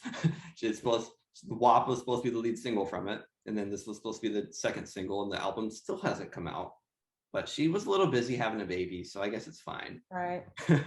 But I love this, and I don't think this is a song a lot of people would expect to see at the top of really anyone's list. But so I'm really happy it's here. Do you know how surprised I was when it was my number one most listened to song? I was like, no way. Yeah. Really? Like, really? But hey, I mean, I guess so. My most listened to song of the year was All Too Well by Taylor Swift, like the original version. And that's like from 2012. So like, if that doesn't tell you that I wasn't listening to as much new music, I don't know what is. Right. But I mean, my number two was Good For You. So, I mean, I was listening to new music, but yeah. All right. My best list. Here we go. Number 20, Mickey Guyton, Black Like Me. Number 19, Saweetie and Doja Cat, Best Friend. Number 18, Kelsey Ballerini and Kenny Chesney, Half of My Hometown. Number 17, Megan Thee Stallion, Body. And number 16, Clinton Kane, Chicken Tendies. Okay. So Best Friend is honorable mention on my list because, you know, it's a great song. I'd never heard Half of My Hometown. I went and listened to it, and it is so good. It is so good. Body, though, have I ever told you about playing TikTok compilations for my godsons, and they just like laugh and Yeah. dance and body yada yada yada forever and ever. So that almost ended up on my worst list. Fair enough. I was actually surprised by how low I put Body because when like I made like a mid-year list and posted it on my website, like in like June or July or something, and I had it like number 3 best. I just don't go back to it very often anymore, but I remember how much I loved it, so it had to be here. And I Right. love Megan, and plus I had her on my worst list, so I needed to appease myself with having her on my best list. You had to even it out. Yeah.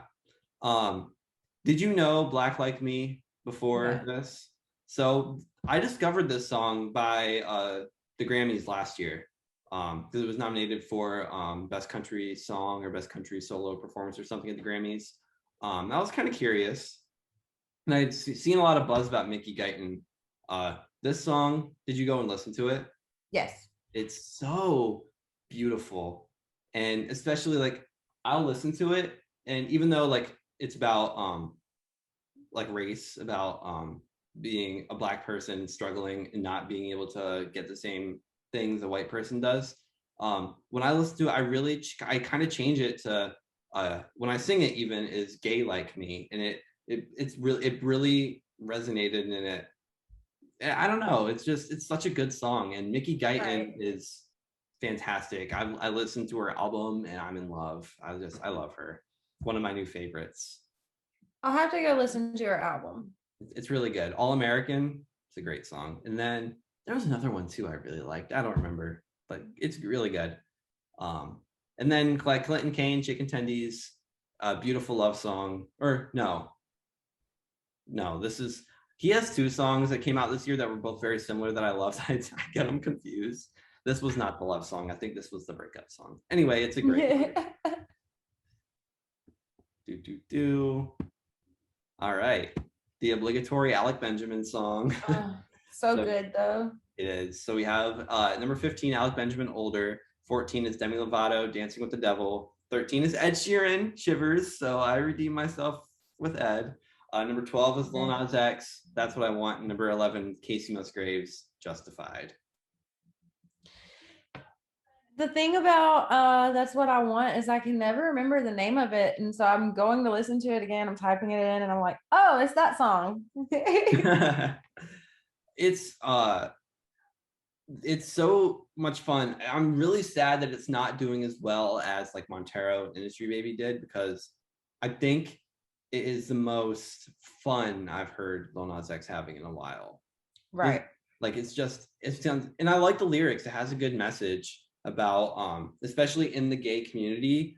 It's very much just like, oh, you hook up this person, hook up this person, hook up this person. You're not really supposed to have it's like worst part of the community. You're not supposed to have these connections with people. It's all just hook up culture and being ultra sexualized, and I'm not that way, and that's just not how I'm wired. And so it's nice hearing a song about you hook up this person, this person, this person, but at the end of the day you're looking for something more. So even though it's a fun pop song, I love the message. And then we don't even have to talk about Demi anymore.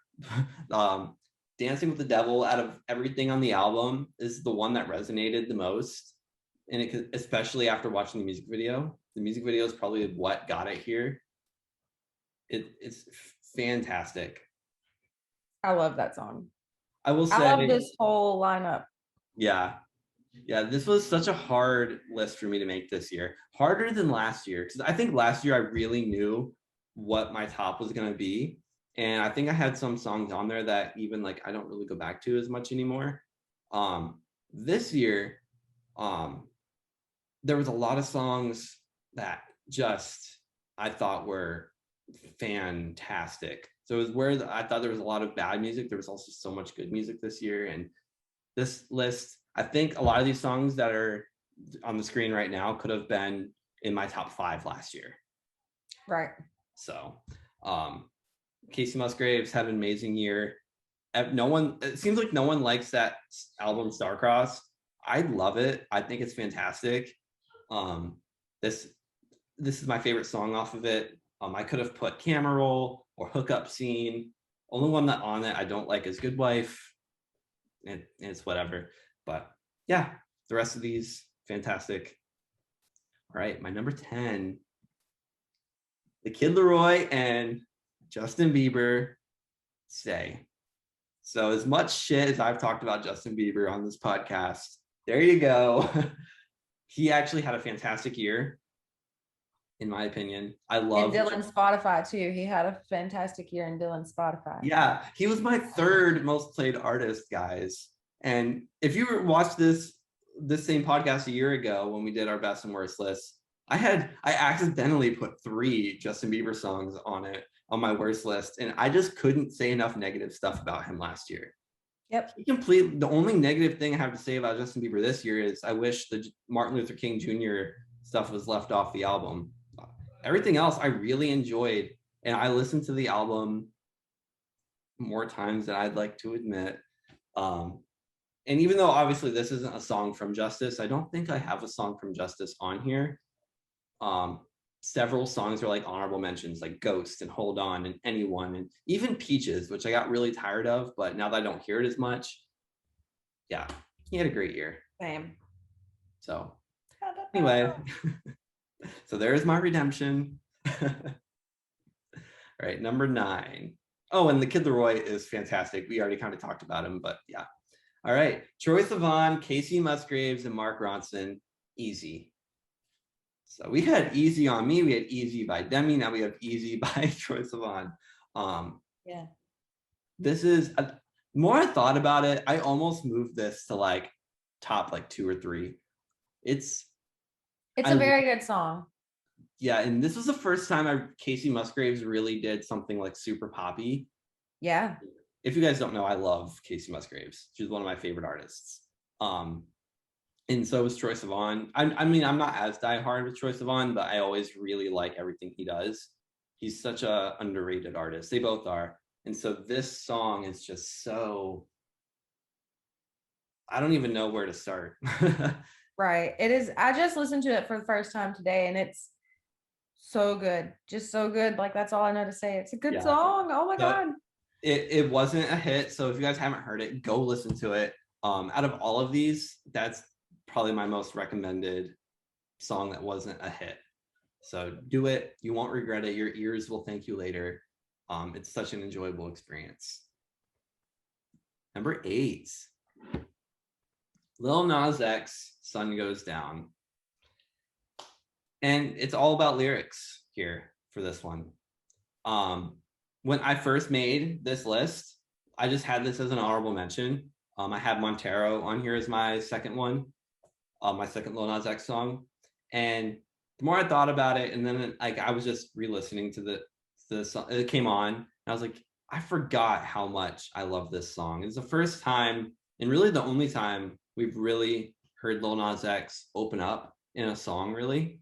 Because normally he's kind of goofy and kind of funny, and emotion isn't really his shtick. Yeah. But he got so real, talking about, he's just basically listing his insecurities. Is he too black? Is he too gay? Or his lips too big? Like, I think there were some other ones in there too. But even though me and Lil Nas X are very different people, but it really, you feel how much he was hurting in right this song. And I love very that. relatable. Yeah. And I mean, even for me, and I know I'm a completely different person. Yeah. You know what I'm saying? Because we've all been through things, regardless of what they are. You know, we've all dealt with insecurities for sure. Exactly. Like, you take out like in the song, take out lips too big, and you put in like for me, too skinny, or you take out or am I too black, and you put in has a lisp. Right. So like, and it's just little insecurities, and you can just, it's very relatable. Great song. Should have been a bigger hit than it was. That's all I'm saying. I agree. Number 7, this song is on the total other end of the spectrum where it couldn't have been bigger. Driver's License, Olivia Rodrigo. I don't even have to say anything, I don't think. I think everyone. Not really. It's kind of self-explanatory. Yeah. I was really going back and forth. So obviously there's going to be another Olivia Rodrigo song up here in the top 6. I had a really hard time picking what my second one was going to be. If it was going to be Driver's License, it was going to be Happier, if it was going to be Traitor, or like what it was going to be. Jealousy, Jealousy, Hope You're Okay. I literally could have put that whole album on here. Driver's License, aside from truly just being a fantastic song, I just remember that moment, that it's such an iconic moment in music history, like already, is when like Driver's License just came out of nowhere and exploded for basically an unknown artist. And everyone was talking about it. And I think I had songs like that last year too on my list, that I'm such a nerd for like music history and loving these music moments that they almost take on a life outside of the song on their own. So it had to be here for me. So that's why I put it there. But did you hear, because we've talked about like the whole Joshua Bassett, Olivia Rodrigo, and Sabrina Carpenter like love triangle thing. Did you hear any of the new songs Joshua Bassett released yesterday? No, I saw him talking about it on Snapchat, but I didn't go listen. Sorry guys, interruption number 2. Amazon guy came to my door and my dog is still barking like crazy. So anyway, yeah, Olivia Rodrigo, fantastic. Go listen to Crisis by Joshua Bassett, and there was another one too. He released 3. I only listened to 2 of them, but they really add to the whole narrative. And you don't sympathize with Olivia as much as you would think you would. So it's rough. So we'll have to talk about that next time. But all right, number 6, Lizzo and Cardi B, Rumors. This is another one that I like to drink coffee to. So, I mean, I don't know. It's on your list. Yeah. You probably don't drink coffee to it, but I do. Not necessarily coffee, but it's just Lizzo is so. I don't want to say she's underrated because obviously she's been huge, but I love her so much. And this song is the most Lizzo song Lizzo could have released in the best way possible. I want a whole Lizzo and Cardi B album. It's so much fun. There's not even much more to say about it. I love the one part where she goes, my smoothie cleanse, am I dying? Like, and she hasn't fucked Drake yet. Like, it's right. It's so Lizzo. I love it. It's great.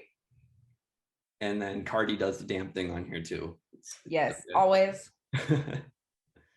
All right, number 5.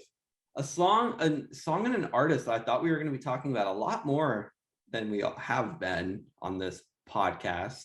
I thought you'd have at least one Doja Cat song. I'll be honest, Planet Her hit for everybody else, but for me it was kind of. Really? Yeah. For me, the first time I listened to it, I was like, it's fine. More listens and giving all the songs like chances to grow on me and only listening to them every once in a while. I think I've kept like at least half the album on repeat since it came out. Like, but out of all of this one just bugs me because Reels and TikTok, like I just. Fair enough. That's my favorite moment in pop music of the whole year. Is the little. Maybe it's because I'm gay, so like I do little. It's not even about that. It's just they use the sound for so many things, like many things for everything. Yeah, that's true. I guess I'm lucky when I get on TikTok that basically it's only like Taylor Swift and gay men, and there's nothing else.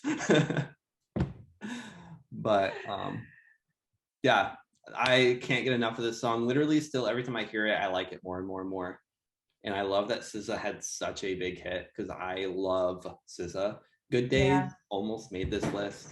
Lady, sorry guys, my dog is being a pain in the butt. Lady, what? She took the pack. We just got a package delivered from Amazon. I set it on the couch. Hopefully, I don't know what it is. Hopefully it's not anything fragile because she just nudged it with her nose and pushed it off the couch and across the room. So I don't know what it is. But anyway, all right, number 4, the other Olivia Rodrigo. I know I'm so basic and I went with the 2 biggest singles, but No, dude, I love Good For You. Like, love it. it's Love. and it goes back to the whole me being excited about this lady pop punk era we're entering into, and this is one of the songs that's really helped usher it in. And on top of that, it's so much like, it's not, I don't want to say it's fun because this song is very angry, but it's fun, and I don't know, it's just, It is fun though. yeah, it's so good. It's so, after getting Driver's License, and then, which is a ballad, and then Deja Vu, which is like mid-tempo, it was really cool that the next one was like this huge banger of like the super upbeat. So we saw like everything she could do. It was a really smart layout or rollout. For sure. Because I'll tell you what, had Good For You not been Good For You and it had been Traitor, okay, I would not have listened to the album. And that's just me being honest. You know? But because I can definitely see that, because there were like Traitor and Happier and like Enough For You, all fantastic songs. But when I was listening to the album for the first time, I was like, oh, another ballad, and they're all kind of about the same thing, more or less. Now, like, I love all those songs for what they are, but yeah, this one definitely stands out on the album, along with Brutal, and it's such a breath of fresh air. So anyway, number 3, here we go. surprise. Shocker to everybody. We got Willow by Taylor Swift. Again, going with the single. I really liked singles this year though. Like, I don't know, especially with Evermore. This was the only one. I love that album. There are some songs I genuinely love. Willow still is my favorite on the whole album. I love Willow. I have a 90s remix, I think it is, that I listened to. I don't know who did it. It's on Apple Music. The Elvira remix. Oh no. It's so funny. I listened to this Taylor Swift podcast. It's called 13, a Taylor Swift fan podcast. So shout out for listening. They always joke about another Elvira remix for Willow, because there was like 3 of them: the Sad Witch remix and the Lonely Witch remix. And this is an actual Taylor Swift 90s trend remix. Yeah. They call it Elvira? I'm confused. That's who produced it. Oh. Yeah. What else does Elvira produce? Is Elvira like Elvira? Like with the... I think it's a person. I'm not sure. I think I've only ever seen her work with Taylor though. I don't know. Because there's like a rock and roll Elvira, long hair, kind of like Rob Zombie Elvira. No idea. But that's just what I've heard when I was way younger. Gotcha. But what I love about Willow is that when I listen to it, it feels like you're being transported to like Narnia. It feels very like, it's like, I don't know how to describe it. It literally feels like Narnia to me. Like she's friends with Florence Welch is what it feels like to me. Yeah, maybe she is. She probably is. I feel like she said that she kind of looks up to her a little bit or something along those lines one time. Yeah, I could definitely see that. Ooh, we would probably implode on this podcast if Taylor and Florence did a collaboration. Dude, I would die. I would. She's doing all these re-records. It's very possible. I really think my girl's done. You think? Yeah. That sucks. I'm sorry. Something I'm coming to terms with. It's cool. But yeah, we've talked about Taylor a little bit already. We don't need to harp on it too much, but Willow is my favorite song on Evermore. And this could have been Champagne Problems or No Body, No Crime or Happier. Long story short, Right Where You Left Me. Like, there's so many from Evermore that I loved, but none of them came or beat Willow for me. So there it is. Or Tolerate It would probably have been the closest, honestly. Yeah. But yeah. Anyway, number 2, Dua Lipa. And so I will preface, so it's Levitating. I stopped listening to this version for a long time with DaBaby. After everything that happened, I was like, I'm done. I'm not doing DaBaby anymore. It's so offensive what he said and how he reacted, and he didn't help the situation afterwards. So, but I don't want to get into all of that. But when I was making this list and I was really thinking about it, I love the original. Don't get me wrong. Like, it was my favorite on Future Nostalgia way back when, before it was even a single. But the DaBaby remix is the one I really fell in love with and the version I really love. So DaBaby will never, most likely, shouldn't say never, will most likely never have a song I love again, unless he really fixes his image and does something good. I don't know. But I had to put this here. And I'm not really mad about it. It's such a good song. And there's a reason why Billboard just put it number 32 in of greatest songs of all time. I don't know if you saw that list. Blinding Lights is now the number 1 most successful song ever. But Levitating is like 32, 33, something like that. And it's the number 1 song of the year. And I'm so happy for it. Because I actually had this song on my list last year, and it was still a newer song. And I was like, this song really should be more popular. And it was. And it had a cool life. When it came out, it was really popular, and it had a regular chart run. Started falling off naturally. And then all of a sudden, out of nowhere, it got pulled out of recurrent status for radio, and it was pushed as a single again and got even more popular and did even better. The same exact thing's happening right now with Heat Waves by Glass Animals. A year later, after it was popular, they're like re-pushing it, and it's doing better than ever. Really weird, but I'm fine with it. Yeah. So, anyway, so before we do my number 1, what? I was just gonna say. Number 1. Before we do my number 1, I will say I almost didn't consider this song for so like when we did the re-records. So obviously this is a Taylor Swift song. Going to the re-records, I wasn't about to count any of I wasn't going to put Love Story or You Belong With Me or We Are Never Getting Back Together. I don't consider those new songs. They just have a new version that we're all supposed to listen to. So the only songs I considered for this list were vault tracks. So songs from the vault that we had never heard before that were new to us. So even though she wrote 1,000,000 years ago, this is the first time we were hearing them, so they counted. This song was very complicated when it came to that scenario, because part of it we've heard for 10 years, part of it was brand new. So I was trying to decide whether it should count or not, but because it got the film and everything, I had to count it. And there was a lot of new stuff. There was 5 minutes of new song, which is longer than a typical song in general. Doubled its playing time. I had to put it on here.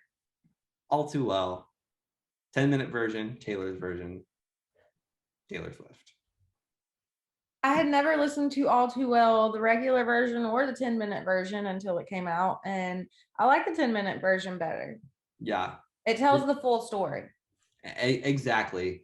This has been my favorite song for a very, very long time. I've been saying it's been my favorite song for a decade just because that's when it came out, but I don't think I really got into it until, I don't know, a few years ago is when I kind of was going back, because I wasn't an album person for a long time, like growing up.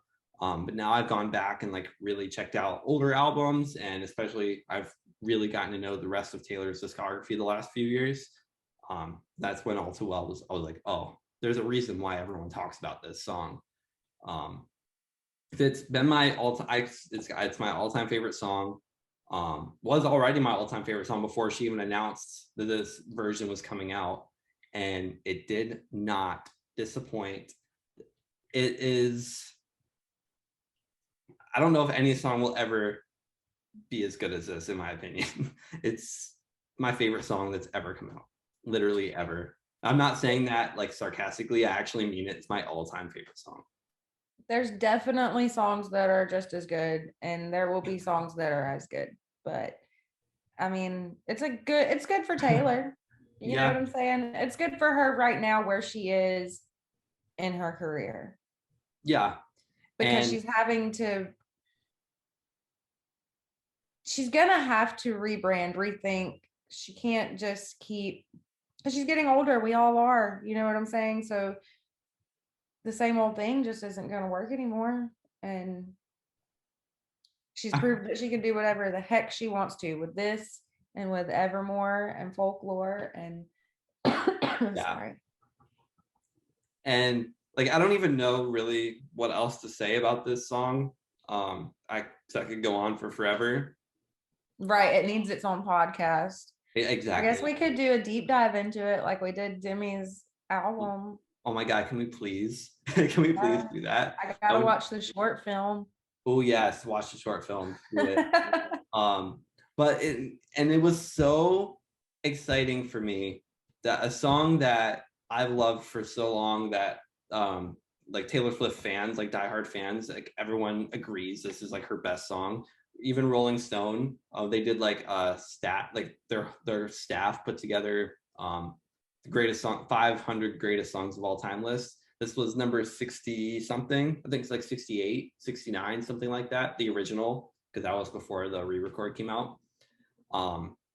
So a song that's that well loved and that well respected from one of the most respected artists in history, to actually become a number one hit now is so exciting, and it was so well deserved, and yeah, it makes me so happy. You couldn't get further on the spectrum of love and hate between my number one on my best and my number one on my worst. But it's been a very well-rounded session. Yeah, for sure. Any other before we sign off, there any like honorable mentions you want to throw out there for either list? No, I'm not going to go through all of my honorable mentions, but like when I was making this list, I put together the whole thing.